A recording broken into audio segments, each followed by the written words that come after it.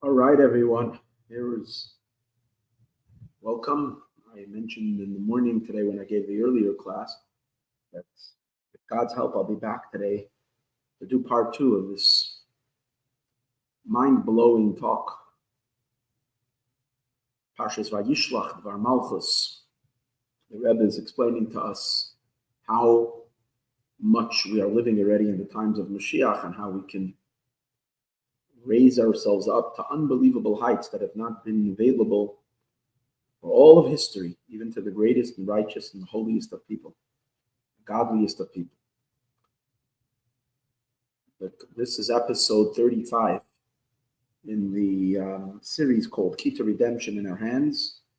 This one, episode 35, is called Our Moshiach Unity with God has begun, meaning that the level of oneness that we will experience with God after Moshiach is here in the future is currently available right now.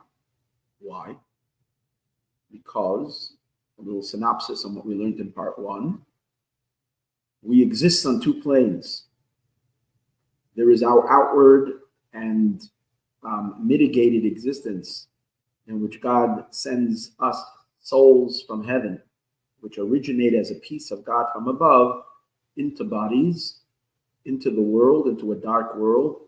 And our work is to fix, elevate, purify, refine the creation, preparing the world to become a home for God. During that duration of time, our true essence of who we really are, and that is we are really God, a piece of God, and a piece of the God's essence is really all of Him.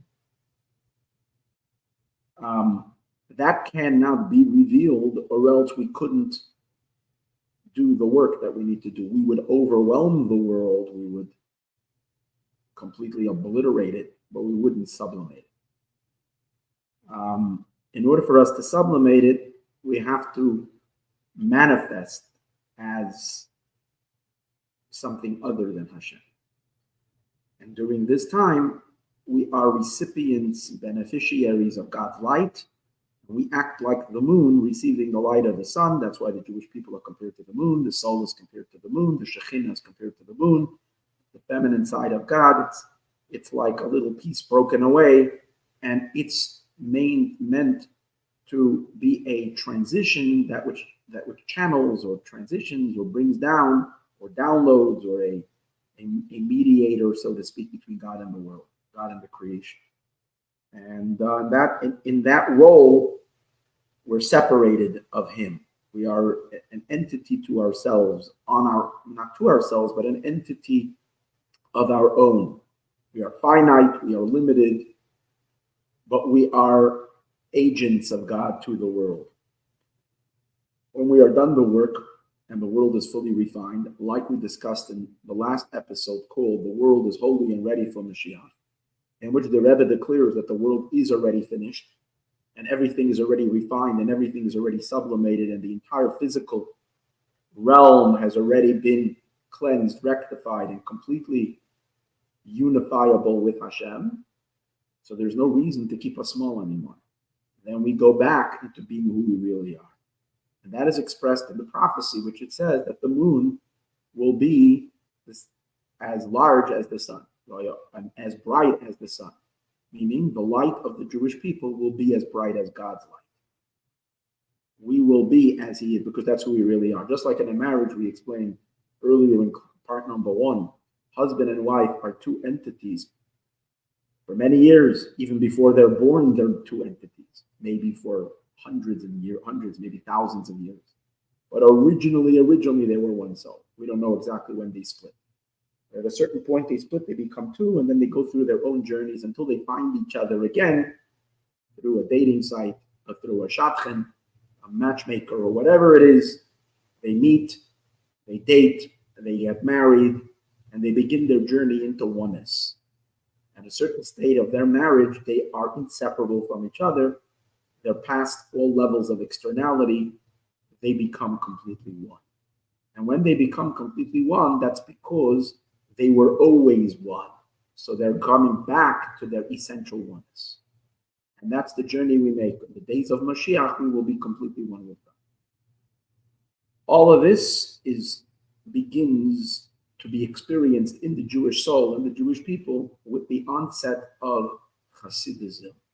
The teachings of Hasidism highlight the soul.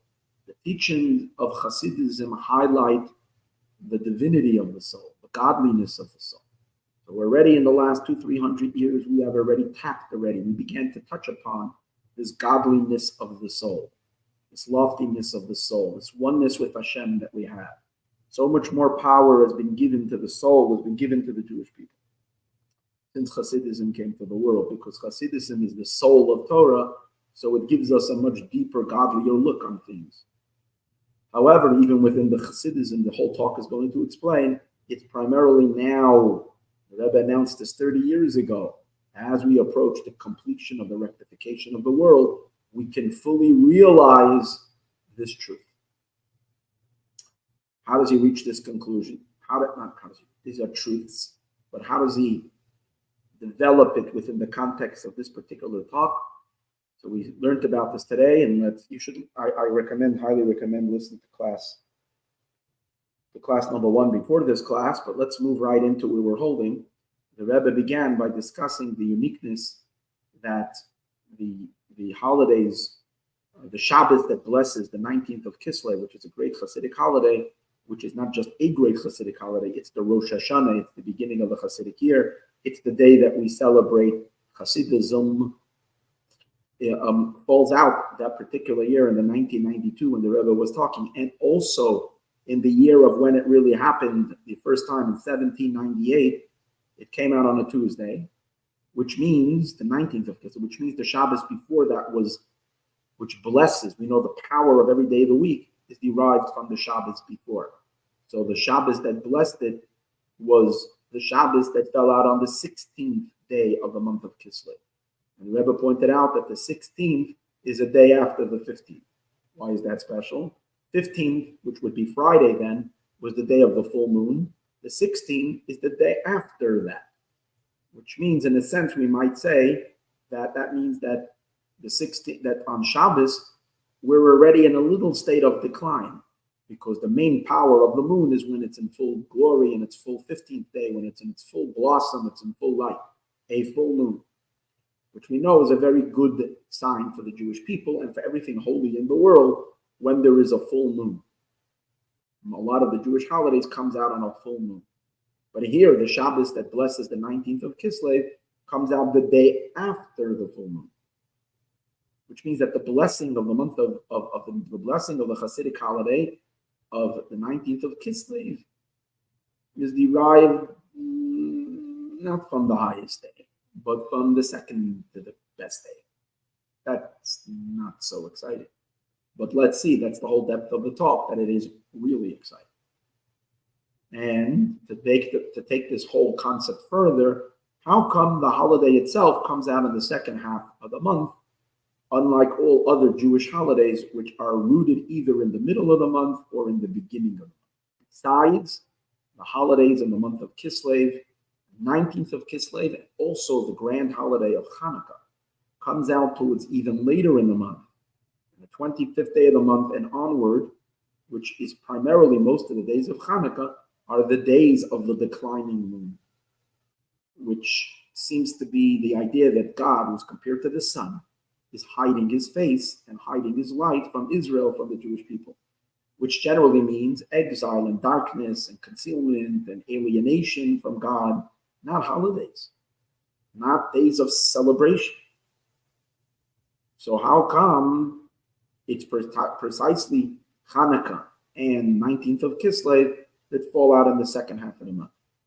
And here is where the Rebbe is revealing to us something so spectacular. And he says, all the holidays of the Jewish people that are celebrated in the first half of the month, because they celebrate an immature relationship.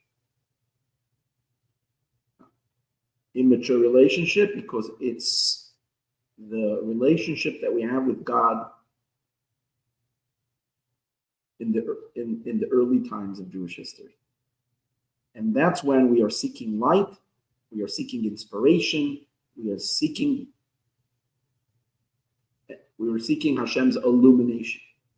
Illumination is great for an outsider. But as we go much deeper into our bond with God, we discover that we're not an outsider. We never were an outsider. We were always Him. And when we discover that we're Him, we don't need His light anymore because we have His essence. So the Rebbe is beginning to explain the secret of the second half of the month. The second half of the month, although it was always seen as a negative time, yes, in the dating period, when the one that you're dating is not answering your text or not being so delightful or not smiling with you so much, that doesn't feel good. And that's a sign of a weakening in the bond. But in a marriage,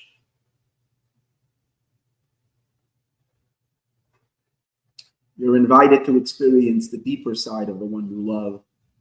Not necessarily always a glowing light, but that's where it's really real, where you really are one. Past the smile, past the light.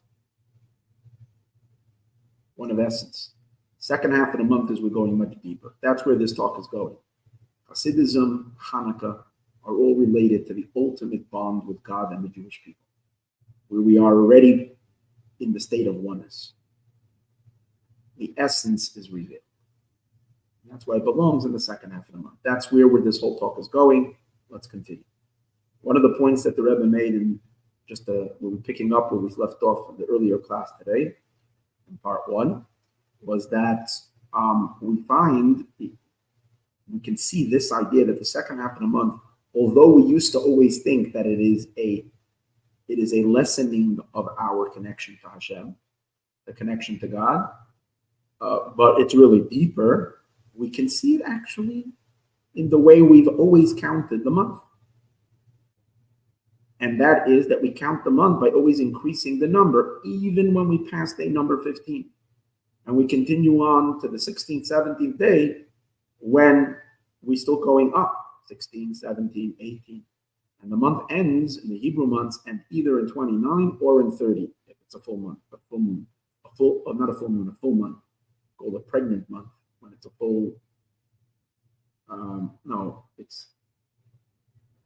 Ma'uber HaChodesh, it's called a pregnant month, just like there's a pregnant year also, Shana Muberes. So just like a pregnant woman has like an addition. So the full moon, okay. But in any case, that's not the subject over here. Every day the moon is increasing.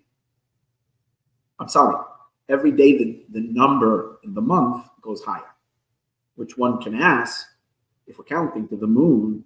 And if you're looking at the moon, you see that there is an incline in the light.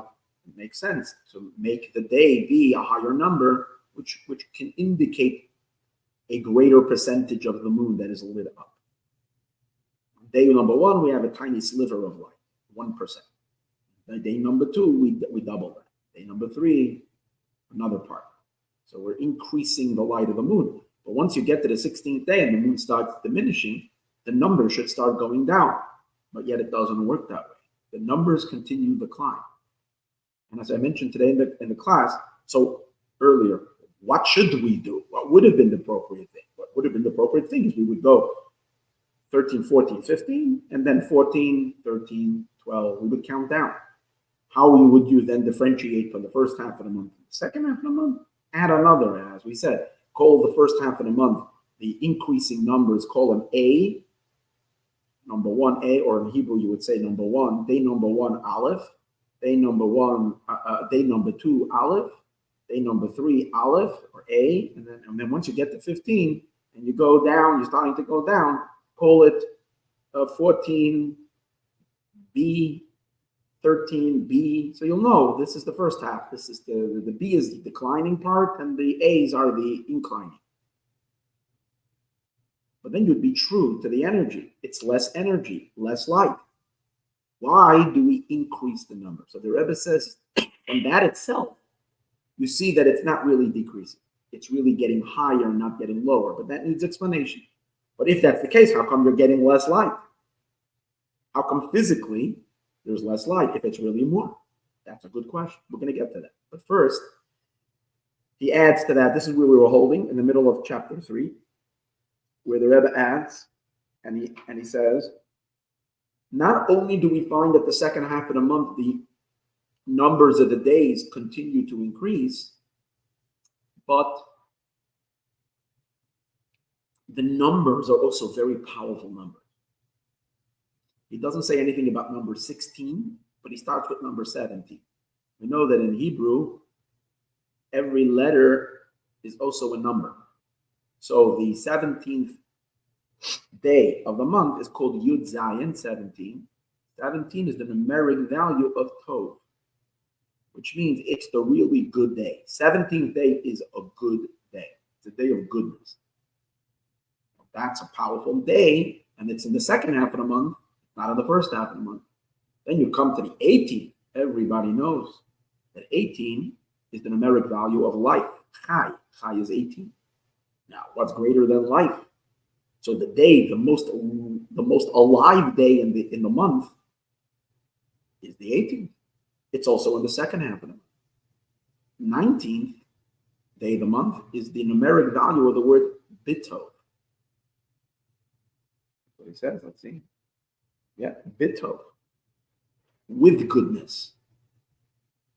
And the 20th day, he says, is number 20 is the letter Yud, which is a complete number. Yud is 10, but with the filling of the Yud. Because inside every letter in Hebrew, there are also hidden letters. So a Yud, if you count the hidden letters, is also a Yud and a Vav and a Dalet, which gives you another 6 and another 4. So together it's 10 and 10, which is the number 20. Which, when we know Yud is the first letter of God's name. So the 10th day of the month has the letter Yud, but not the complete Yud, not the Yud with the hidden letters. The 20th day of the month, it's got double Yud. It's got the Yud with all of its inside and its outside. And when does the 20th day come out? In the declining part of the month. Then you get to the 21st day, the Rebbe says, Ach, spells the word Ach. Ach, which Ach means only, but there's a verse that says, Ach tov Yisrael, there's only good to Israel. So the 21st day is a very good day. You can expect a lot of good things happen to the Jewish people. 22nd day is the numeric value of the word Chav Beis, spells the word Bacha, which the word Bacha is a verse in Parshas Vayechi, we read it last week. Bacha Yavarech Yisrael, in you Israel is blessed. Very powerful word. 23, he says, is Tuvu. And he goes through each one. Chav Daled, I'm saying it because if the Rebbe spelled it out, I'll spell it out as well. 24th is connected to the word Kadkei, which are talking about the jewels that Jerusalem is going to be built with. The walls of Jerusalem will be made out of very special stones. One of them is called the Kadkei, which the sages have a lot of blessings to relate to what that means.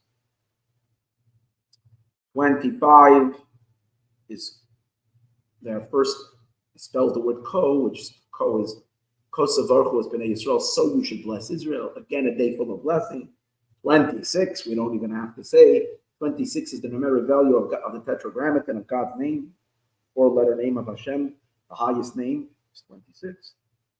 27 spells the word Zach, which means refinement. Things reach its ultimate state of refinement. 28 spells the word Koach, Chavches. Koach means power, obviously holy power. 29 is a full month. And 30 is a month in its ultimate perfection. In this case, he says, take a look. Every day of the second half, not only are we increasing in the number, we're increasing in the content. There's so much blessing there. But how does it fit with the declining moon? Well, the first thing he says, well, the fact that it's increasing, there's a greater blessing from day to day. So it seems so beautiful. But the Rebbe, you see the way the Rebbe thinks, which is the way, the ultimate truth, is when God gives us time, God gives us a new month, God is giving us only a blessing. every day we begin to unpack those blessings of the month. So the first day, we open up the month a little bit. We release a little bit of the blessing. Second day, you get more blessing. Third day, and so it increases. So every day of every month is just more and more divine blessing. God is creating time. God is giving us this new moon, this new month to live. The divine infusion. It's got full of goodies. The more it opens up, the more blessings there are.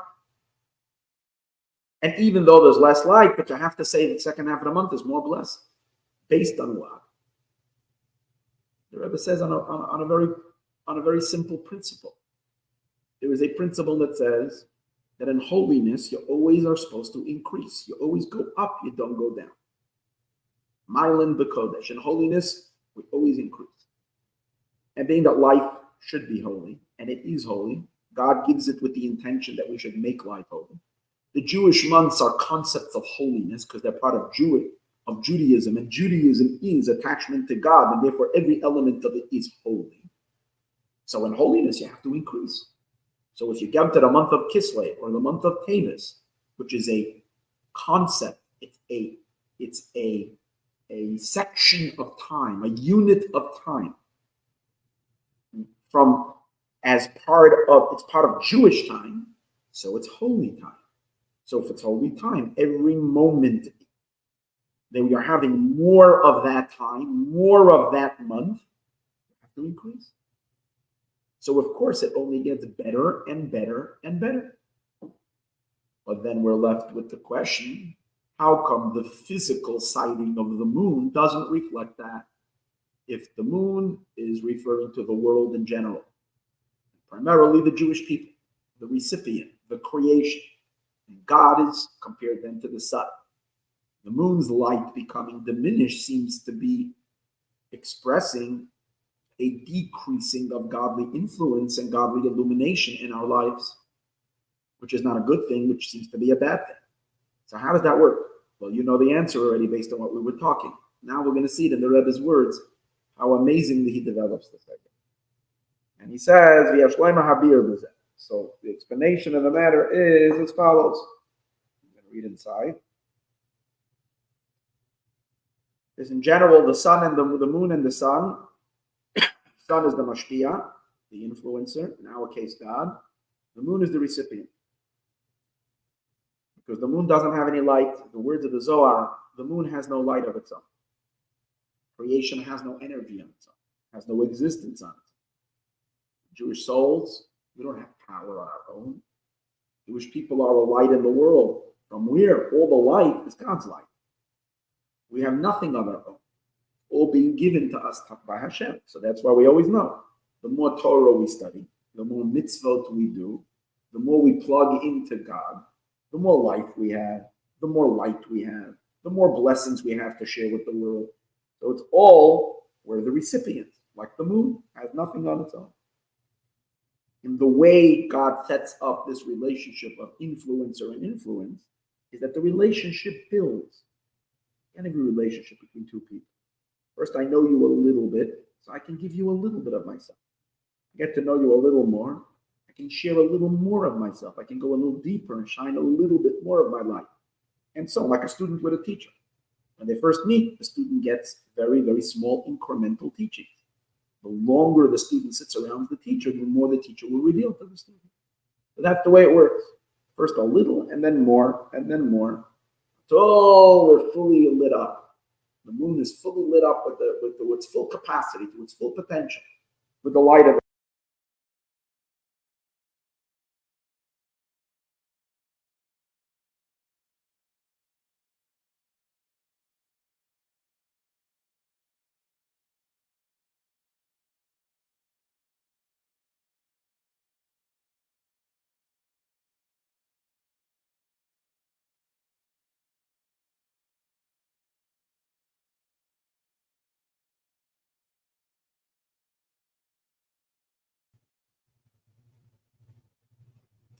I blacked out. And that it's called Kaima Siara B'Ashlemusa, the words of the Zohar. The moon is in its fullest. It's receiving the full light from the sun. That's why the 15th is a very, very powerful time. It's the best part of the month because it refers to the Israel, the souls, our creation in general, receiving the full dosage of God's life. That's the idea. So we'll see. So then, according to this, so what happens the second half of the month? Let's leave that for soon. What happens? Why is it declining? But it would seem, according to this, that the highest level of the moon's relationship to the sun is on the 15th of the month, because that's when it's in full recipiency. It's fully lit up by the light of the sun. However, he says, as great as that is, that's not the ultimate greatness. Even when the moon is fully receiving the light of the sun, the moon still remains a recipient. The sun is still the mashpia, the sun is still the influencer, and the moon is still the recipient of the sun. And therefore, on a lower level, she remains an entity that has no light on its own. She's receiving. It's only within the receiving she's receiving a lot. She's no more poor. She's no more destitute. She's now filled with God's blessings. She has life. She has wisdom. She has health. She has holiness, whatever it is that is necessary. It's fully enlightened, fully bathing in God's light. But she still doesn't have anything of her own. She's still the recipient. Everything is dependent. She's a dependent on her husband. She's a dependent on her supporter. So that's not the ultimate that was intended. The ultimate state of the moon is what it says. We would think that who says it can go any further than that? But for that, God shared with us a great secret. The great secret is, it says in Isaiah 30, verse 26, that a day will come that the light of the moon will be the same like the light of the sun. The light of the moon is going to be as bright as the sun. Now, for the moon to be as bright as the sun, that's because the moon will not need to reflect to receive the light of the sun. Because whenever you're reflecting something, you're always already weakening the light. Because it's bouncing off you, it's always becoming a little less. To say that the moon will be as powerful as the sun means that the moon will have her own light.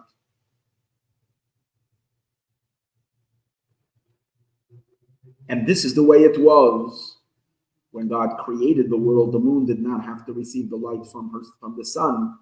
The moon had its own light, because it says in the beginning of creation, Vayas Hashem, that Hashem made. In Genesis, chapter 1, verse 16, you can look it up. It says God created Eshnei HaMa'oros HaGedolim. Hashem created the two great luminaries. That means they were equal in greatness, sun and moon. And then later it says that he said that the larger luminary should shine at night, should shine by day, and the smaller luminary will shine at night. Suddenly, how did one become small? It says he made both the large ones.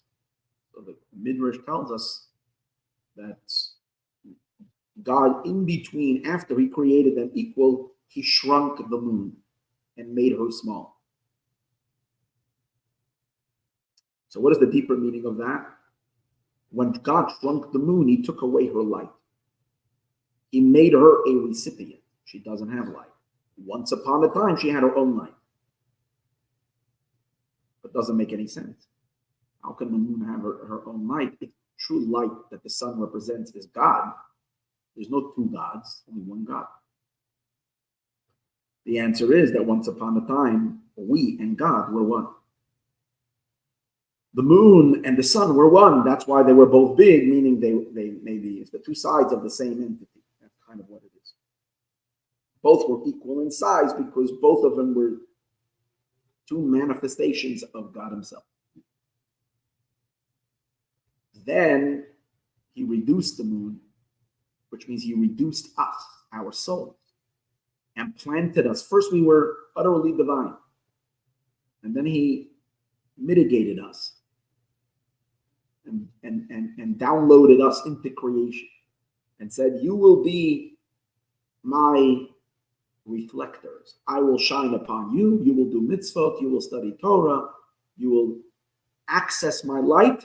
And your job is to light up the whole world with my light. But you don't have any light on your own.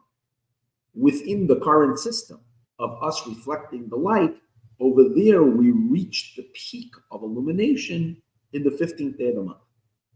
Then we lose it again, reach it, and we receive a new light. We continuously go up and down the seesaw, getting close, farther, closeness, farther, closeness, and farther, as long as we're playing the role of being someone other than God. In this otherness, we have times of closeness and times of distance. However, once we reach the Moshiach era, we will go back to being who we really are, one with him. In the Kabbalistic terms, it says that God, called HaKadosh Baruch Hu, or sometimes refers to as the Ze'er Anpin, the divine attributes which make up what's called God as he's running the universe, and the us, the root of the Jewish people and the root of the mitigated energy, which is referred to as the moon, is also referred to as the Shekhinah. Shekhinah is the implanted godliness into the world, which he plants in the world, which doesn't have energy of her own, must plug into the grand, ginormous God, so to speak. So it says that in Messianic times, the Shekhinah and her husband and HaKadosh Baruch Hu, we and God, are going to have Keter Echad, they're going to share one crown. We're both going to be expressions of one singular essence that transcends both. HaKadosh Baruch Hu is the revealed revelation of God. Shekhinah is the revealed revelation of Israel, of the Jewish souls. And at a certain point, we're elevated to a place where it's the face, the masculine face and the feminine face of one singular being of God. And then the female shines with this, has the same light and the same brightness as her husband. Because we both discover our singular essence. Higher than this manifestation and higher than that manifestation. And that's that oneness. And then we're both equal. And then we don't have to receive any more light from God. We just have to look inside of us and realize that we have it. Because we are him. Obviously, this needs a lot of explanation of how we live in that reality, in human physical bodies, to live with that in that reality. But this is what this is coming to introduce to us. So interesting, in the footnote 27, the Rebbe says, these two levels of perfection in the moon. One of them is that she's filled, one of them is that she reached full capacity of as a recipient. And then moving on to the next stage where she discovers she's not even a recipient. She's just the other side of him, and they're both absolutely one, is referred to as these two levels of perfection. One, the perfection as it is possible before Mashiach times, being complete in being as a recipient, and then a higher level of perfection.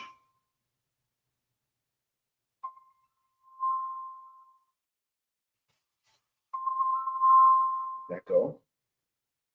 Sorry.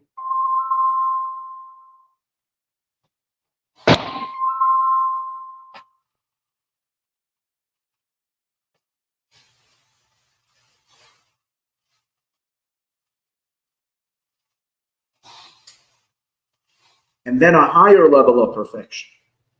The perfection that's going to be in the future, where we are one, is referred to as, you'll find regarding the words that are used regarding the perfection, the moon. One of them is miloi halavana. Miloi halavana means the moon gets full. There's another word that is used, is shleimus halavana, the perfection of the moon. So the Rebbe now wants to differentiate between these two expressions. Generally, we always thought they mean the same thing. Miloi halavana means a full moon, and shleimus halavana means a completion of the moon. When is the moon complete? When she's fully shining, when she has the full light of the sun.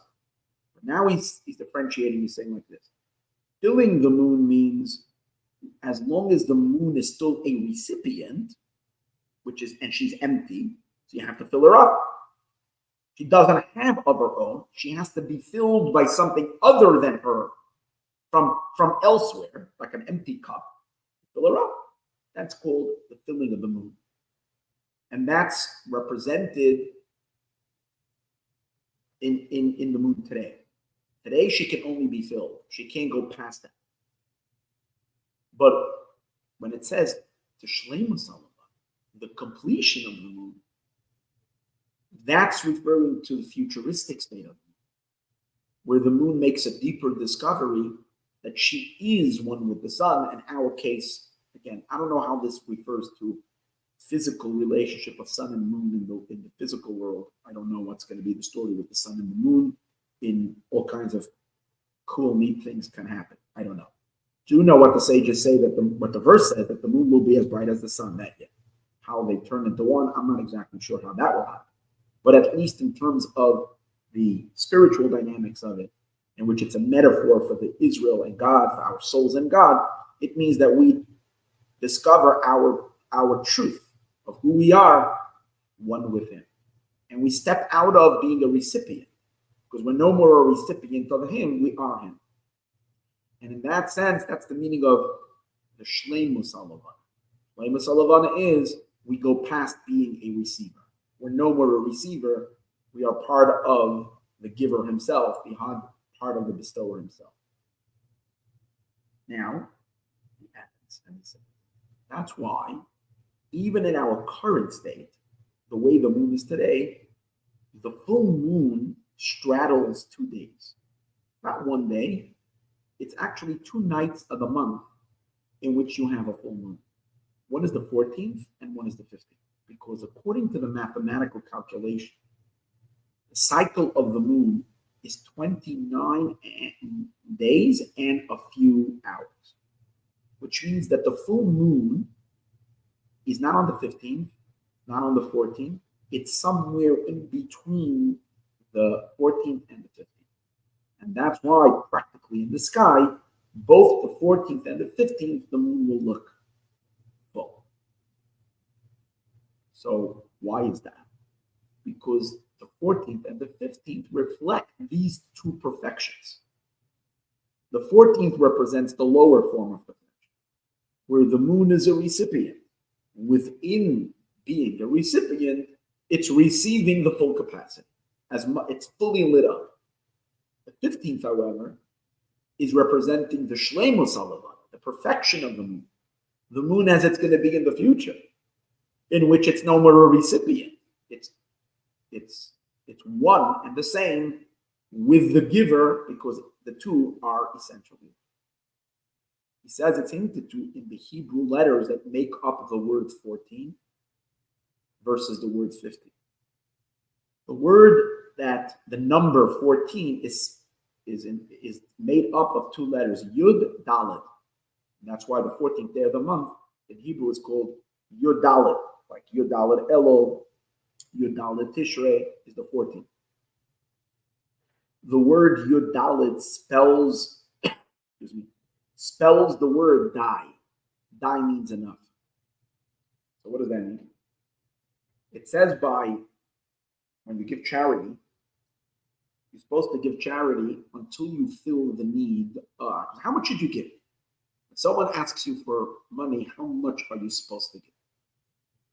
I'm not talking about how much you have to give in terms of your own obligation. A person is supposed to give at least a tenth of the tithe.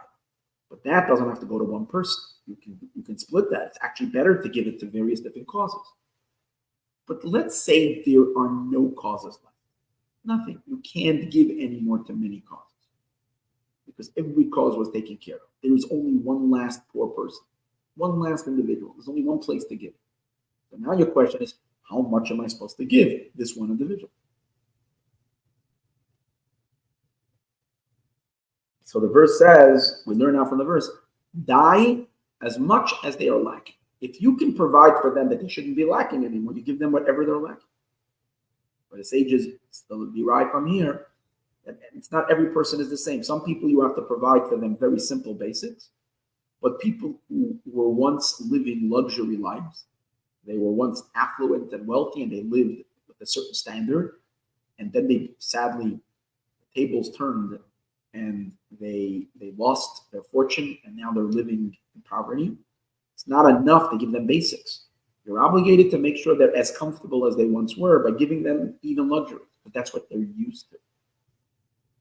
That's the meaning. We learn it out from the word die. Die means enough. That means fill their need. If they're still hungry, you got to give them another sandwich. If they're still hungry, give them another sandwich. Always until they're satiated. Until you fill their need. So what are we talking about? You see, from the very notion, we're talking about someone that's needy. That means someone that's lacking. You're giving them until you fill their lack. So this represents the state of affairs of creation, the Jewish people. The moon, as it is today, it's needy because it doesn't have any of its own light. God is the provider. And God giving the sun's light shining to the moon is like tzedakah, is like charity. How much does he give her? As much as she needs. Reflected when she can't have anymore. Went on the 14th day. She's fully full. Again, and it's the word 14 in Hebrew is die, enough. If I stick out my cup, so if it's still full till here, you can still have more. You fill up to the top, as much as I can't handle anymore. Full. On the 14th, it's a full moon, can't handle it. The 15th, however, which we said is also a full moon, is much deeper, not filling what you're lacking. The 15th is called already wealth. What's wealth? Wealth is overflowing what you're. 15th in Hebrew is from the word, the letters that spell 15. We usually spell it with a tes and a vav, which is 9 and 6, because we don't want to say the Hebrew letters that spell it out. How do you say 15? 10 and 5 is 15. Even in write the numbers, 1 represents 10. 5. So in Hebrew it should be Yud and then the letter Hey. The reason we don't write that is because we don't want to write Yud and then the letter Hey together, because that's one of God's name, Ka, Yud. So we instead make it 9 and 6. But really, it's Yud and Hey. What's Yud and Hey symbolize? The Hey is showing that the recipient, now let's see. The Dalet, the word Yud Dalet, which we said before spells the word die, really is as follows. The Dalet represents the recipient, because Dal comes from the word poor. The letter Dalet is called Dalet. Dal also in Hebrew means poor. So Yud Dalet means that the recipient, which is the Dalet, is receiving the Yud, receiving the divine input. But now she's filled. That's the idea we spoke earlier. The moon is filled with God's light. Hey, what does hey mean? The Dalet is turned when you take the Dalet and you turn it into a hey. That means that the Dalet is no more poor. She has already within the Dal. There's already the last, that little foot, little leg, which represents she has already. But the deeper meaning, as the Rebbe says over here, she has on her own. She doesn't need to receive it. That's the meaning of the 15th. So it's not a filling. It's already a more of a messianic state, futuristic state, where we don't need any more to receive, because we have it all on our own. I would like to add a parenthetical thought to this idea right away. Usually I'm trying to stick to what it says, and for Malchus, especially in these classes, not add my 2 cents. But over here, I do want to add something I just think is very neat, and that is, it says that the 14th and the 15th were reflected also in history. This idea that when the moon is at the fullest, we're fully receiving God's light is shining on us to the highest, is reflected in King David and King Solomon. David was the 14th generation since Abraham. If the Jewish people are considered the moon, so when did God shining upon Israel? By Abraham. And by Isaac, it was double shining. And Jacob is the 3rd generation. It's more and more. Moses is already the 7th generation. The moon is already halfway lit up. But when does it reach its fullest? We have a temple. When we're living in Jerusalem, we have a capital, a Jewish holy capital, David. David is the 14th generation. That's why David is the numeric value of 14. Shlomo, the next generation, he's already the 15th generation. And he actually builds the temple, represents the ultimate greatness. According to what we're just understanding, David is the perfection of what is possible in today's days. King Solomon is already a reflection of the future. Shlomo. And Shlomo is Shin Lamed Mem Hey. We mentioned this a few times.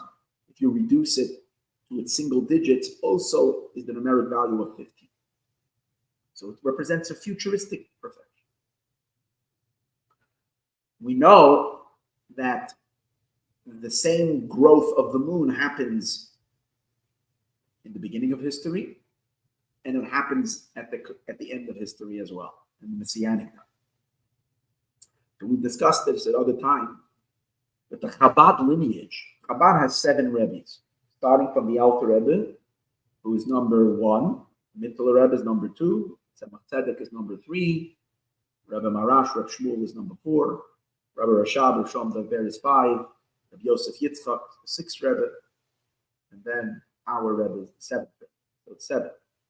But the real lineage of Chabad, if you look in the book Hayom Yom, which is written, is the first book the Rebbe authored, I think the first or the second.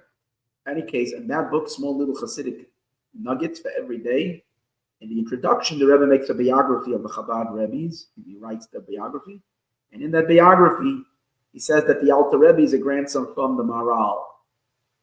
And the Rebbe lists Maharal as Rebbe Yehuda Lowy, the great philosopher, thinker, Jewish rabbi of Prague, one who made the Gola, known as the created a human.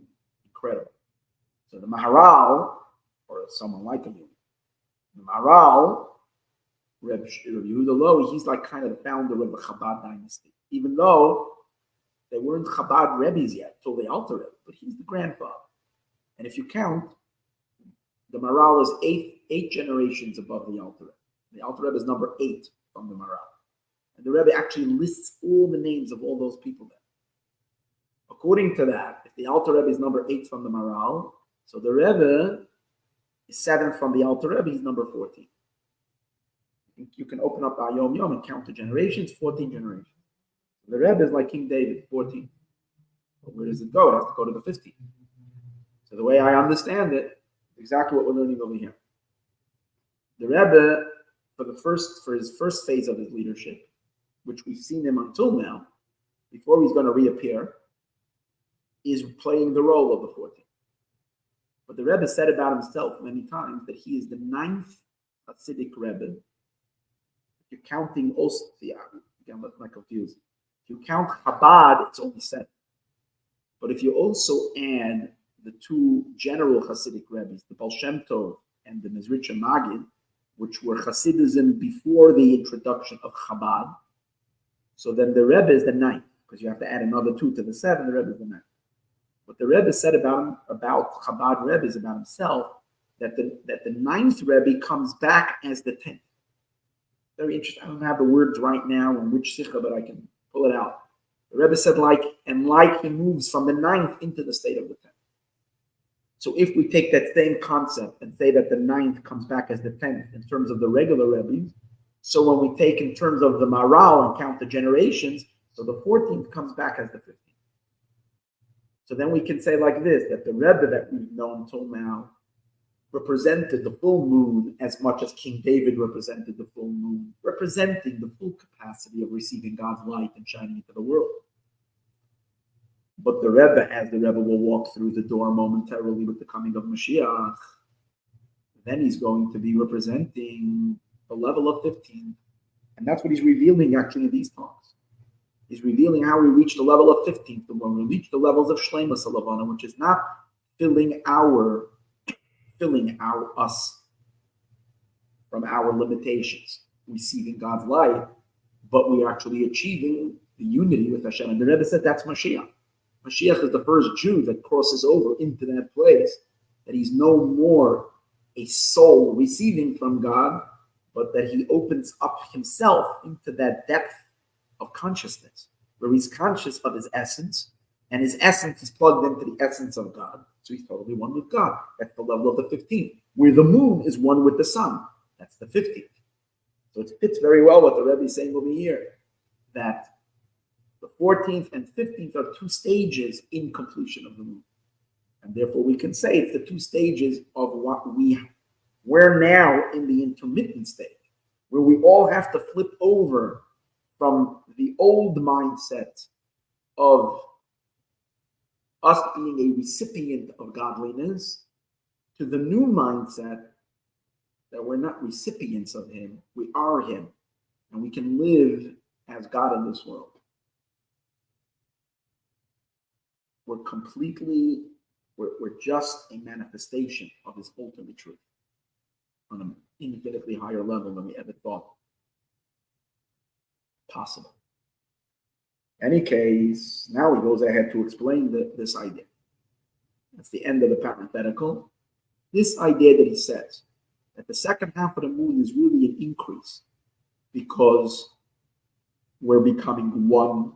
The moon and the sun are becoming one. He says, let's take a look at the dynamics of the sun and the moon and actually see something amazing. The science of it, that the moon gets brighter for the first 14 days of the month, up to the 15th. Then it wanes and it waxes. So the diminishment of the light of the moon in the second half of the month. So it would seem, just to ask a child who didn't, or anybody who never thought about it, they would probably say, as the moon gets closer to the sun and the moon are on their orbits. So if the moon gets closer to the sun, then it's receiving more light. And that's probably what happens in the first half of the month. The moon gets closer to the sun, and therefore it has more light. Second half of the month, the moon gets more distance from the sun. And every day it goes farther and farther away. And because it goes farther, its light is diminished until it goes so far that there's no light. That would be a possible explanation. But the truth is that it's exact opposite. In the first half of the month, the moon is going farther and farther. And the farther it goes from the sun, the brighter the moon gets. In the second half of the month, the moon is actually moving in the direction of closer to the sun. And it's getting darker. Now, from a purely astronomical, scientific explanation for this, is the position of the moon versus the sun relating to Earth. Because when we see the moon shining, it's not so much about what's shining in the moon. It's more about the side of the moon that's being reflected to Earth. So the question is like this: in the first half of the month, the reason the moon is reflecting the light of the sun to us is because the moon is positioned versus the Earth in a way that the side of the moon that is towards the sun is not being blocked by the Earth. And therefore, it's reflecting on the moon and shining down to us. But in order for that to happen, the moon has to step further away, and then it's not being blocked by Earth, and the sun's light is hitting the moon every day more and more. As the moon is going farther and farther, it's receiving more light from the sun, and therefore reflecting more light. Second half of the month, The moon is being positioned in a way that's getting closer to the sun, but being more obscured by the earth. So it's again losing its light. And therefore, the closer it's actually moving to the sun, the more the earth is blocking it, its position in the sky. And therefore, it's getting darker and darker. Now, I did not, I will say, I probably should have done a little. I know this is the truth. I just did not take the time today before I gave this class to actually I once did do the research on this. Not hard to know, just read about it anywhere. But today I didn't, so I'm giving basically based on memory when I'm the way I remember once or many times understanding. Okay, but the concept is definitely true that in the days the moon is getting brighter, the moon is actually farther from the sun. In the days that the moon is getting closer to the sun, the moon is getting darker to us. So again, and what's important to us is the side of the moon that's shining to us, because that's the mission of the moon, that God created the moon to shine upon her. But that's what we're counting. We're not considering what's happening on the other side of the moon, how bright it is. We're talking about, and if you're going out of space, a spaceship, how it's going to see the moon. We're talking about from the vantage point of Earth. So first of all, that itself is telling you that the dark side of the month, the declining side of the month, is actually an increasement in the relationship. If we're looking at the sun and the moon as a husband and a wife, as a couple, as a celestial couple, so you're already seeing that what we thought is darkness, which means distance, because we know that the light is coming from the sun, the moon is getting light from the sun, but yet we're finding that when they're getting closer together, it's getting darker. But that tells you the second half of the month, something is happening. It might not be bright, but there's a closeness. It's actually getting even closer. So that is supporting everything that we've been saying in this class. But now let's go deeper into it. And let's go into the more psychological, metaphorical elements over here, not so much in the technical, scientific aspects of the sun and the moon as they are literally in the sky. But what does the concept represent? What's the idea behind it? The idea behind it is as follows. When a recipient gets close to the source from where it's receiving its energy, its light, its inspiration, whatever it is, its enlightenment, the closer it gets, the more overwhelmed it becomes by its source, and therefore the less it can perform. And the less it can perform, the less light it can show. The secret of the moon getting darker in the second half of the month is related to the concept and the idea that when the student, the recipient, gets closer to his teacher, to his source of, the more humbled and muted it becomes. And he'll just give you a simple example for that.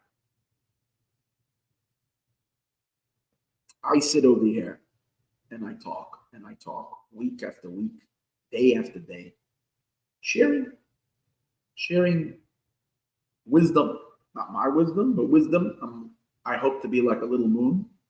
I'm receiving from the sun. The sun is the Torah giants, the masters. In my particular case, it's the Rebbe, who's my son. I'm receiving information, enlightenment from him. I'm sharing it. Why can't everybody go study the Rebbe's Torah directly? It's not explained so well in English. A lot of it is in Hebrew, and even if it is in English, it's not necessarily expounded on. You need a lot of time to actually study it in depth. Thank God I was able to study it for 20, 30 years, 40 years, spend a lot of time learning it. So thank God Hashem gave me the merit that I can share these teachings. And I talk, and I'm saying so much about the Rebbe.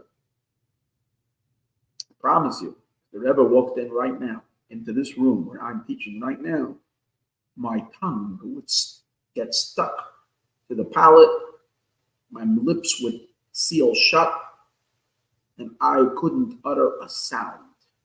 I wouldn't say, "Oh, here's the Rebbe." And let me tell you more what the Rebbe said. I literally would lose my power to even say an utter.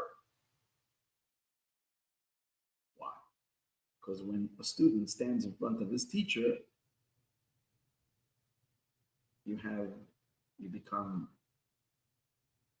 lose yourself, especially if it's a teacher of such magnitude. You become muted, you become silent. So, for instance, the Rebbe has thousands of emissaries across the world. Each of them has a synagogue and a shul, and they have campuses, and they give speeches, and they have lectures and teachings. That's when they're far, when they're by the communities. I'm talking about, let's go back to when the Rebbe was here physically in this world, and you can physically go see him. So the very same rabbis that had led big communities and had so much, I might say, charisma and personality and whatever, when they would travel twice a year, whatever it is, and they would go visit the Rebbe himself, they're not a speaker, they're just, because when you come to the source, all you want is to be silent and be a sponge. You just want to receive. You don't want to talk. But the guy next to you says, "So what is he saying? Can you explain it to me?" You're like, "Shh, just don't talk. Don't talk." Maybe can't explain. I'm busy absorbing. When you're busy absorbing, you can't teach. You can't reveal. In the second half of the month, the moon is getting closer to its source. She can't display her light because she's becoming humbled by her source. She's getting closer and closer and closer, and her light is becoming diminished because the more not she's becoming, truth, she's getting much closer. But in terms of display, in terms of her light, this explains the dynamic of why the second half of the month, there's a decrease in the light of the moon, which represents the general decreasing of any entity that is meant to reflect God's light. It now becomes diminished because in front of God himself, the source of all sources, the source of all light, everything becomes not. So there is no light. So, but you might say, not a bad thing, but it's not necessarily a good thing in the sense that in terms of a light, in terms of teaching, in terms of illumination, in terms of the well springs of knowledge, it's a bad thing because all those dependent on the rabbi, not the grand rabbi, all those dependent on the mini rabbis, are suddenly left in the dark because their teachers disappeared. Their moons disappeared. They're in the dark, and there's no moon in the sky, and they can't look at the sun. The sun is too bright, so the sun they can't look at. So instead, they're depending on the moon. But the moon decided that it kind of disappears from the sky because it's going too close to the sun, and therefore, so they're all left in the dark. So to the recipients, it's a really bad thing. However, it's not bad. Because when these mini teachers who are students of the grand luminary, when these moons go back to the sun, although temporarily they're not shining, they're going back to recharge. And not just to recharge, but they're going to receive deeper wisdom and deeper knowledge from their source. So although temporarily there is a silence and a muting of their voices, of their light, there is a dimming of their light. It's a preparation for a much greater emergence, because all these Hasidim who left their posts, they left their communities all across the world, and they ran to 770. They ran to the Rebbe to spend the month of Tishrei, to spend the high holidays or the great holidays with the Rebbe. and therefore there's no one in shining, lighting up their communities. But when they will come back, they will come back rejuvenated. They will come back all juiced up. They will have so much more to share, so much greater devotion and dedication and clarity and inspiration and wisdom and compassion, whatever it is that they soaked up when they were close. And it's going to be on a much, we understand that every time they go back, they're more mature, they can receive more, they're going to come back with a greater life. So then, according to that, the declining of the second half of the month is in it of itself, to the recipient, it's a dark time, but it's a preparation for a much greater life. So now let's take the same concept with Israel, with the Jewish people, with God, with the moon, with the whole. There are times that God's light is shining upon us, and then we can share that light to the world. Then there are times, however, that the old light that we received is now due to an upgrade. It's time to upgrade our transmission to the world with the deeper truth of God, with the deeper knowledge. In order to do that, we move closer. When we move closer, there is a darkness. But not to get upset, it's a preparation, and that's the second half of the month. Second half of the month represents less light, but the lessening of the light is a preparing, it's a nullification so that you can go back to your source and receive greater light.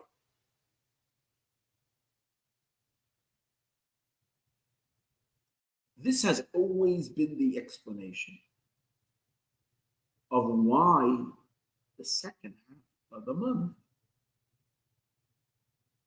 although externally it's a decline, it really has a purpose because it's a preparation for a deeper union. It's a deeper connection. Let's take it down. The same thing happens in a relationship between husband and wife, where the husband is considered the bestower and the woman the recipient. So the woman's cycle is also a cycle of 30 days, in which if she menstruates regularly, if she's on a regular period, then there's 2 weeks in which a woman cannot be intimate with her husband. She's separated. 2 weeks in which he's close. So the 2 weeks of distance, what is that meant to be? It's meant to kind of break the relationship, to break but it's what it's meant to break is the boredom of the relationship. Because once there is this continuity and continuous intimacy and continuous closeness, it gets a little stale. So there has to be a separation. And in that sense, it's a little bit of a dark time. For both, for the man and for the woman, it's a dark time because they're not close to each other with the same level of closeness. But it sets the stage for a renewal of deeper bond. Woman and man, they unify again. And every month they can deepen their relationship and their intimacy and their love for each other. And a healthy marriage should get deeper from month to month. So there is a disconnect, but the disconnect is a preparation for a higher connection. This concept is a common concept in Hasidism that has been discussed throughout all the old manuscripts of Hasidism. In this talk of the Rebbe goes far beyond that. The Rebbe says that's the old school understanding. It's true, but it's a more external understanding. There is a deeper understanding. That the second half of the month is not only valuable because it's a preparation for the greater light that's going to come next month. So it's a break, but it's a nullification of the student. It's the student getting closer to its teacher, but it's in the state of darkness to prepare for the new illumination that's going to come, which is even going to be greater. It's all good. But in that sense, it's still a darkness. Here he goes much deeper. And he says the real reason why in the second half of the month there is a diminishment of the light is, as we spoke earlier, we already gave this earlier, all the way at the beginning of the class and in class number 1, is because when the sun shines on the moon to the 15th day, and it's the full light, the sun basically says to the moon, I've given you everything I can give you through illumination, through my light. Illumination and light is just a projection. I've projected to you whatever I can project. But now I'm inviting you to come in and know my dark side. What does that mean? Know my secret. Know my essence. Know me beyond my light. Not what I am shining. I want you to know who I really am. Now, who a person is in their essence, it's too intense. Because we all filter ourselves. And the way we project is always through filtration. Why is it? I'm going to give you an example. Why is it that people have such a lovely time when they're dating? So beautiful. They're madly in love with each other. They're excited about each other. Beautiful. Then you get married and you kind of keep that romantic spell going for a while. But after a while, in every marriage, that initial romantic spell wears off. And then comes a little bit of a hard time in a marriage. Let's just say a challenge. And here's where the work begins between a husband and wife. And sadly, a lot of marriages don't make it through this difficult period. Why? What's going on? Why is there a challenge? Why can't everything? These people loved each other so much. They cared. They were so nice. They were always smiling to each other. And now suddenly he doesn't want to smile to her like he used to. She doesn't want to always be in best mood with him. And little moments erupt that are not pleasant. Why is that? The answer is both of them want to stop pretending. See, when you're dating, you're pretending. What does it mean pretending? You're filtering. You're not fully just being yourself. You're being yourself. You're shining your best of yourself, which means you're giving a projection. But that's not why I got married. So the question is, why can't I continue projecting my whole life? Because you're not my business acquaintance. You're not my chavrusa, like a study partner. You're not a guest. You're my wife. You're my husband. You're my spouse. Why did I get married?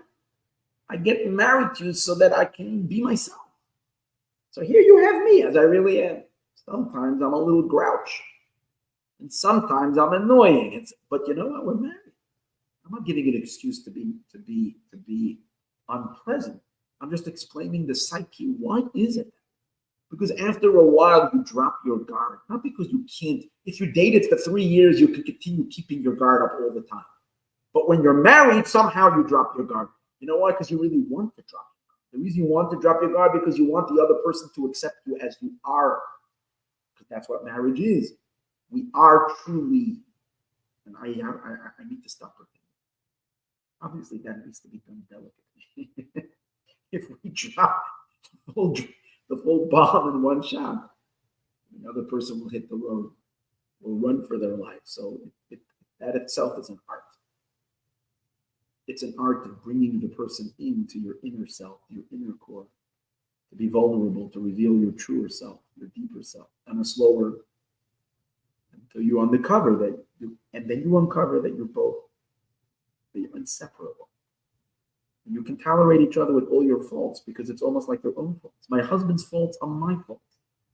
My wife's faults, she's me. So she's this, but that's me. Just like we live with our own faults and we accept ourselves with our own faults, when we reach a level of maturity with our spouse that they are us, then it's not her problem, it's our problem. It's not his issue, it's our issue. You reach a point of such a deep identification with each other that you can know each other on that deeper level. That's the concept of, the Rebbe says, the second half of the month. God wants to stop beaming light upon us. He wants us to get closer and to connect to Him as He truly is, and to emerge into an absolute oneness with Him. And that's the reason why the light is less, because He says, I don't like having to project anymore, so I'm going to lessen my light.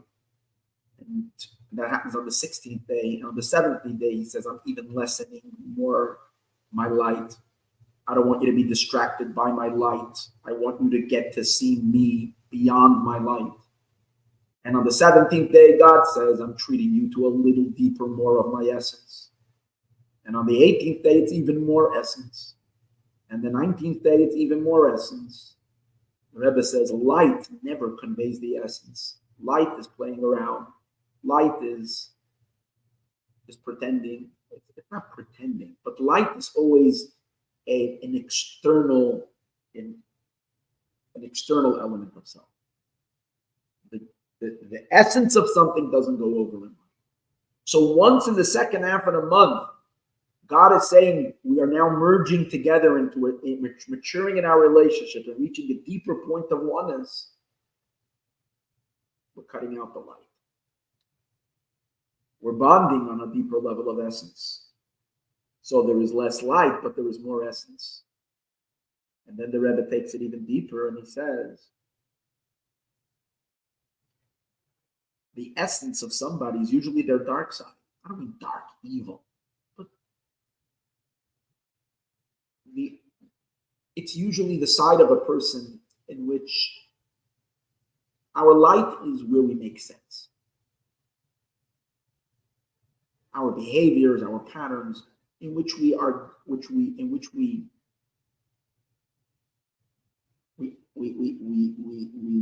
channel ourselves through a filter of logic and reason. But we all know that on the deepest place of self, where we have certain energies that are beyond logic and beyond reason. And it's unreasonable. It doesn't necessarily mean, God forbid, negative. It's just unreasonable. It's certain intensities that are beyond explanation and reason. And on that level, I want this because I like this. I can't explain why. And I like doing, and this is the way I behave because this is me. I don't have to explain it. If I have to explain it, then it's already dimming myself. It's already complete. This is just who I am.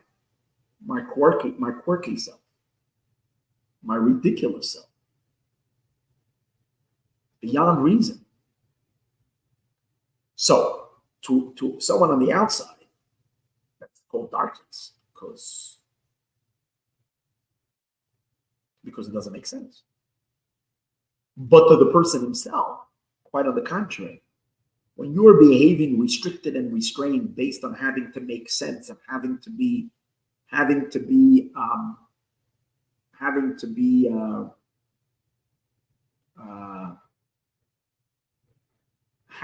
a good image by others,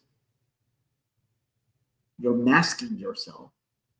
That masking really, to the person himself, that's not called light. To the person himself, that's called darkness. I am not letting you see who I truly am. I'm actually dimming myself when I am behaving in a way that you can manage me. When I am behaving in a way that you can manage me, to the person himself, that's called darkening. I'm darkening who I am. What is light? Where is the real light? When I can be unrestrained. I can be myself who I really am. To my full intensity. That's called light. So to an outsider, if you're behaving your real regular self, that's completely not understood to the outside. So that's darkness. What's light? When I'm filtering and I'm kind of explaining myself to you in a way that you can understand. That's called light. So what is to the recipient light is to the influencer darkness. What is to the influencer real brightness is to the recipient darkness.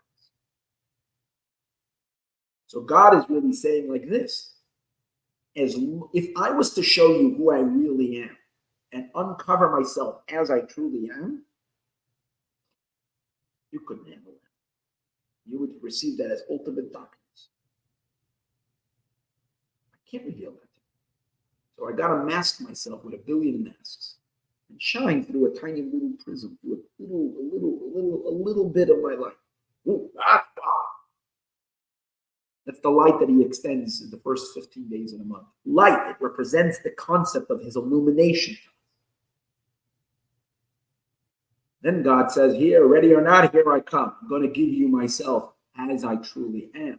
Oh, we can't receive that. That's impossible to. That's going to be darkness.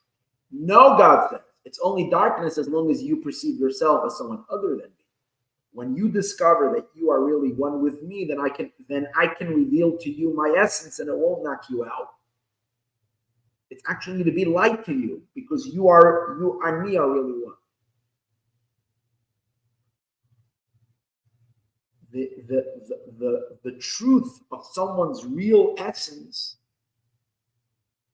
and that's why that's the ultimate maturity of a marriage, is where my husband can be completely open and honest and true and real with me, or my wife can be completely herself with me. And that is delightful. That is bright. That's not dark. And that's when they reach a level of intrinsic oneness.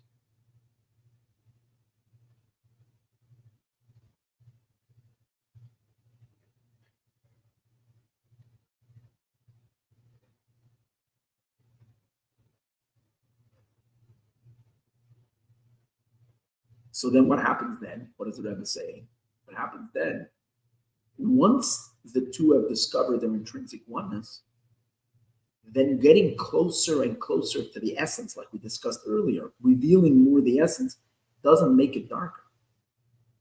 When does it become darker? You're getting closer to the essence. If you're still considered two entities, that's what we said earlier. To a couple that has not reached the maturity yet, if both one of the two of them or both of them start unmasking before they're reaching a level of real deep connection, that shakes, that can kill a marriage. That can scare the other person so much that the person hits the hill, runs for the hills. So to unmask a little too early, to get to that level of comfort and be complete self before the relationship has matured to that. I said earlier that's darkness. That can cause pain. That's no good. But if the couple has reached a state of already of sensing that intrinsic oneness of their being, then revealing your truest, deepest, innermost self to the other doesn't scare them, is not considered even dark. Just like to yourself, you're not dark. So then your significant other, who is you, it's also comes out according to that. Now, what is the deeper meaning of the second half of the month? Once the sun and the moon are one, there is less superficiality. There's less small talk. Cute, there's less of that. There's more truth, depth, and deep connection. Not the dating type of stuff. So there's less light. There's more essence. But the essence is not dark. It's actually more revelation. It's when we say no light, meaning it's not an external projection. That's less. You don't need that anymore because you're much deeper than it. And seen in the sense that the second half of the month, it's actually increasing. Every day is becoming a higher number. A higher number means there is more more revelation of that side of, if every month is a marriage between the sun and the moon, that's what the month is. It's a new moon when the moon is receiving new light from the sun. So on the deeper level, it means God is bestowing a new energy to us. God is showing us another side of himself. Okay. So in the beginning, it's in the first half of the month, the relationship is one that we're starting all the way from the beginning again. We are dating with God. We are someone other than him. And we're getting to know his Tishrei side. And we're getting to know his Cheshvan side. And then we're getting to know his Kislev side. Every month is a different energy, a different aspect of the divine. The early stages of it is that we are an outsider, and God is funneling it to us in a manner of light. It shines more and more, the more we can receive, the more until we reach the capacity. Then he says, come a little closer. It's time we get past our light. It's time we get into the essence of our marriage. And then I can show you the truth, the full, not limited version of this particular quality. I can show it to you in all of its infinity, in all of its power, all of its craziness, and in all of its intensity. We are ready. And that's the second half of the month. That's why that very same energy of the month of Teves is increasing. It's increasing now on levels so beyond what it was earlier. Because earlier it was like I'm sharing this treat, this side of myself with a stranger, with someone who is not me. Now I'm sharing it with myself. And you are me. And therefore I can open it up to the fullest, to its full intensity. And that's why the days of the month are increasing, while the light, which is the superficiality of it, is diminishing. That's the depth of the second half of the month. And that's why this concept of the second half of the month is more related to the relationship that we're going to enjoy with God after Moshiach comes. Because in our connection to God throughout all of history, if you look at this from an historical prospect, the connection that happened at Sinai, and from Sinai until the days of Moshiach, is all on a level where we are still someone other than. Although we're betrothed, in a sense we're married to God, but it's still on a superficial level. And therefore,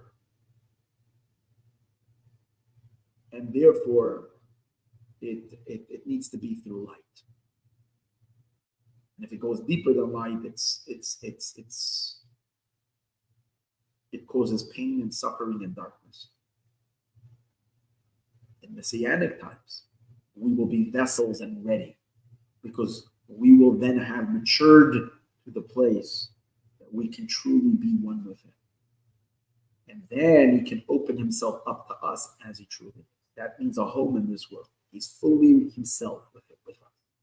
And we are the capacity to receive it because we've uncovered how we are really in.